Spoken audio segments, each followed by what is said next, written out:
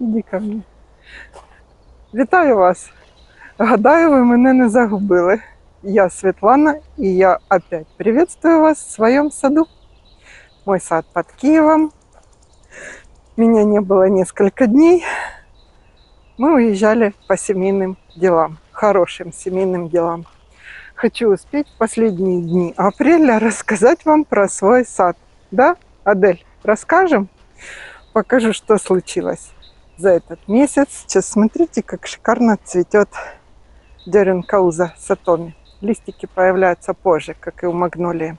Отвечу на некоторые вопросы. У нас опять тепло. Пока нас не было, тут шли ливни и опять град.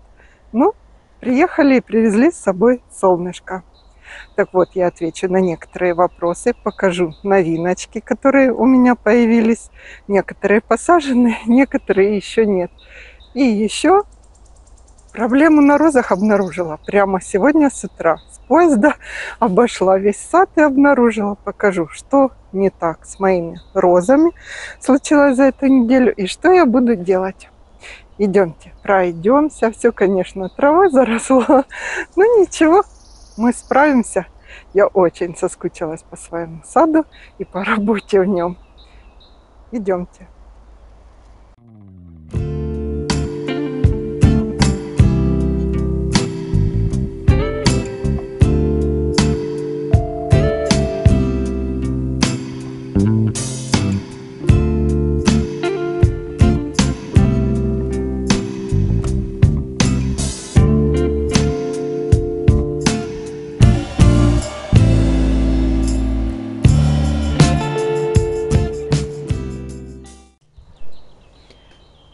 Нас не было в саду всего неделю, чуть меньше. И за это время все до неузнаваемости изменилось. Погода такая была непредсказуемая, то жарко, то холодно. И все встрепенулось мгновенно. Распушились как хосты. Зацвел мой первый рододендрон Каннингемс White. У него белый цветок, а начинает он цвести таким в бутонах лавандово-розовым. Нежный красивый цвет. В этом году у меня цветет не так пышно, как в прошлом. Но я вам говорила, рододендроны год через год цветения у него. Как у большинства, кстати, деревьев цветущих тоже так же. Цветок с бежевым крапом. Не волнистый, сам цветочек не очень большой. Остальные рододендроны еще на низком старте. Ждут-пождут. Сейчас расскажу вам немножко про хосты. Смотрите, как они распушились, зазеленели, чтобы так красиво цвет хост держался все лето. Их, конечно же, надо удобрять. Я их замульчировала. Еще не все, правда, но начала перед отъездом. Думаю, сегодня продолжу. Компостом и удобрение рассыпала комплексное длительного действия. У меня тут разные хосты без названий. Есть видео на канале, какие есть сорта. Про садовую гвоздику хотела вам полезно, знаете, какую рассказать. Вот так она цвела в прошлом году. Был вопрос, и я на него ответила на одной из прогулок. Что делать? Гвоздика садовая разваливается, некрасивая, вообще непривлекательная. Я раньше обрезала ее и рассаживала. При пересадке заглубляла, чтобы кустик держался. Но, как оказалось, вот эти разваленные кусты у меня в этом году я ничего не успела сделать. И оставила всю работу с гвоздикой. Видите, попадали стволы у нее. Решила всю работу оставить когда-то на потом. В приоритете были розы и другие растения. Так вот, приехала и смотрите, что я увидела. Вот эти стволы, которые упали, они укореняются. И таким пышным большим ковром гвоздика становится в новом сезоне. Неприхотливое это растение, ничего с ним, оказывается, не надо делать для того, чтобы оно было пышным. Просто оставьте и забудьте. Она вот так поляжет ковром и укоренится, а потом вы ее поделите. Представляете, как это случайная такая недоработка в саду показала мне, что не надо мучить эту садовую гвоздику. Ну а мы пойдем дальше. Хосты. От слизни еще под хосты надо рассыпать, если у вас в саду есть. Они такие дырки делают прямо в листьях некрасивые. Вот так выглядит мой молодой штамп фантома. В прошлом году мы с вами его формировали. Опора чуть выше, но я жду, когда стебли нарастут, и я их пропущу в круг. А вот это деревце спиреи. Мы рассаживали спирею мою, и я из нескольких вот такие штамбики маленькие сделала. Очень красивая, яркая у этой спиреи Golden Princess листва. На заднем плане коника украшает этот хвойный микс-бордер. Про него я тоже рассказывала, какие тут растения у меня. Молодые приросты. Мы пойдем гулять по саду, когда хвойные смотреть. Я вам все хвойные покажу, какие они красивые именно в конце апреля, в начале мая.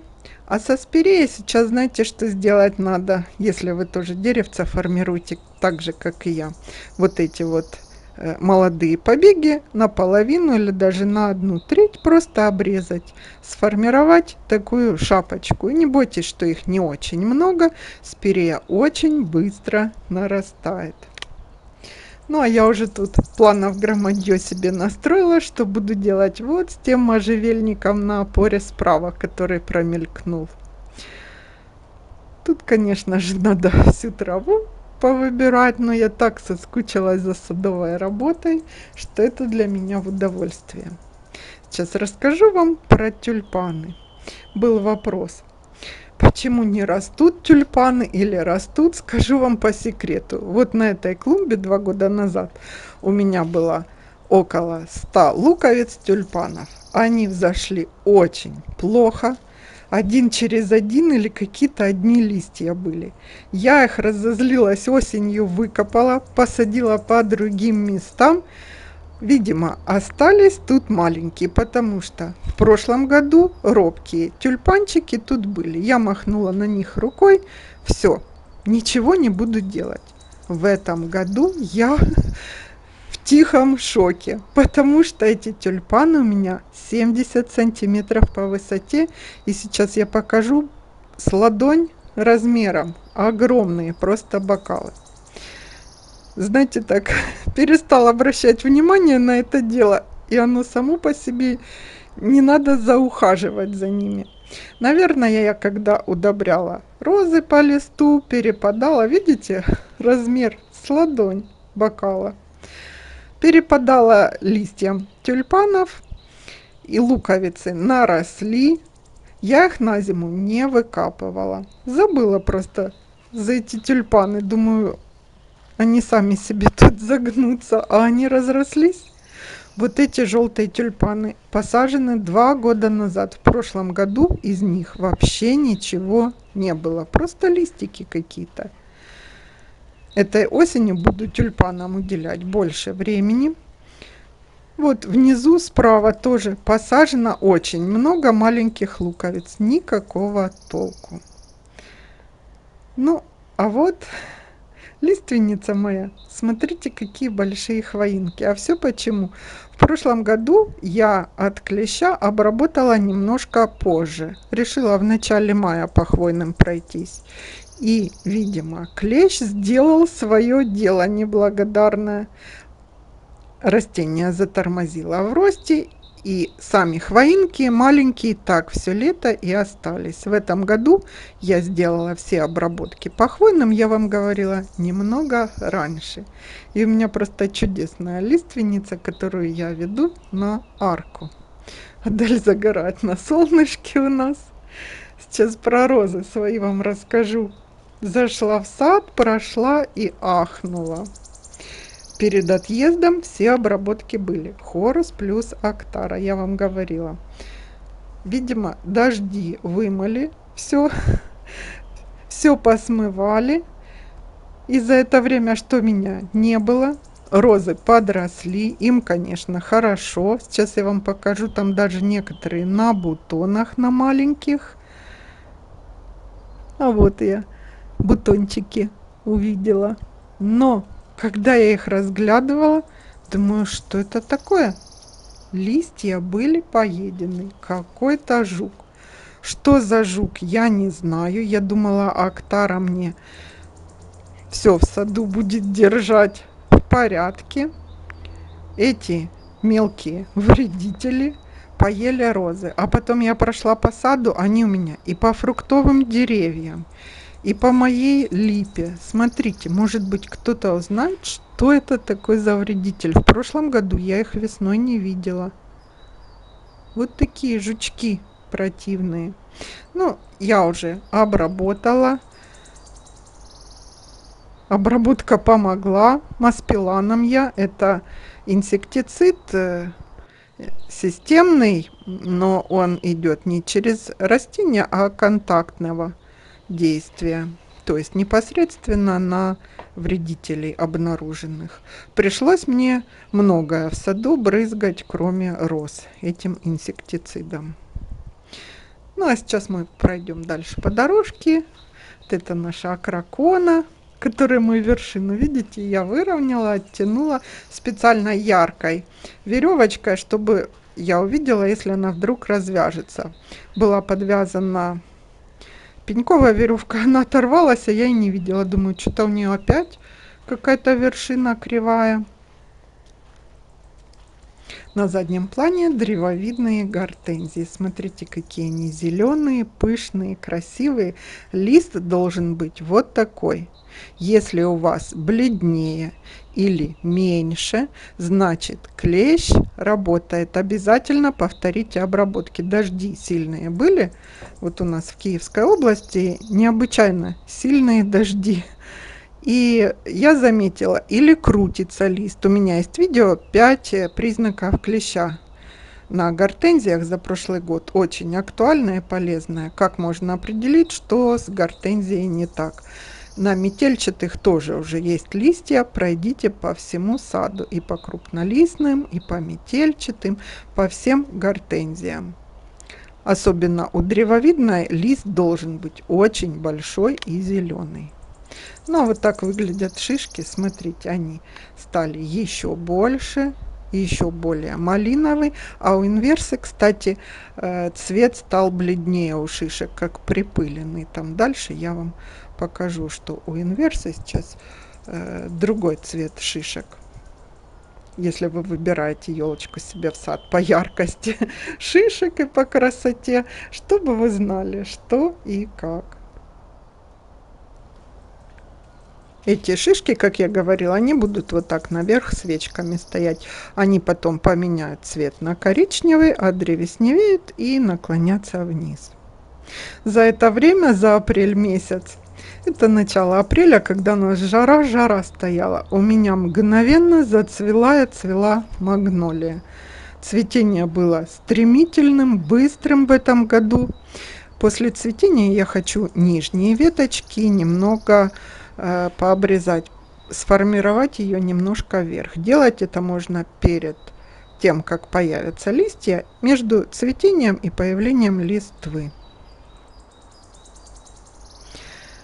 Спирея вот так красиво отцвела во время дождей. Жалко было. Цветение мгновенно прошло. Что нам делать сейчас со спиреей? Сейчас она выглядит вот так. На сегодняшний день, на 29 апреля. Подсохли веточки с цветами, внизу еще они немножко белые. Мы подождем еще недельку. И до вот этих молодых побегов, которые вверх стали подниматься, до них обязательно надо срезать вот эти засохшие с цветами веточки. Вот до сюда. Молодые побеги не затрагивать. Именно на них на следующий год будут новые цветы. Ну а куст, чтобы смотрелся аккуратно и красиво, мы срежем только вот эти вот отцвевшие. Эту стрижку делать можно именно в конце апреля, в начале мая. Среди лета вы уже там не разберетесь. Новые нарастут большие веточки, и можно состричь те, которые будут с цветами на следующий год. Это спирея Грейв Шейм серая. Готовится к цветению спирея Вангута. Она немножко позже. Ну а сейчас я вам покажу свои новые растения. Помните, на одной из прогулок зимой я говорила, что на выставке в Германии увидела и захотела себе эту магнолию. Феликс Жюли. У нее очень большие 25 или даже 30-сантиметровые цветы. Она ко мне приехала из Польши, ехала довольно долго. Растение само небольшое, 1,30 м, 1,40 м где-то. Вот с такими малиновыми большими цветами. Та, которая приехала ко мне, еще не цвела. Эта магнолия очень быстро нарастает, и цветы у нее быстро набирают объемы, растут. И смотрите, какой лист у нее. Вот моя ладошка, а вот лист. Я ее высадила в эту зону, чтобы ей солнышко со всех сторон попадало, между двумя рододендронами. Обязательно сделала обработки. Очень, кстати, качественная упаковка была. Ни одного листика не поломалось.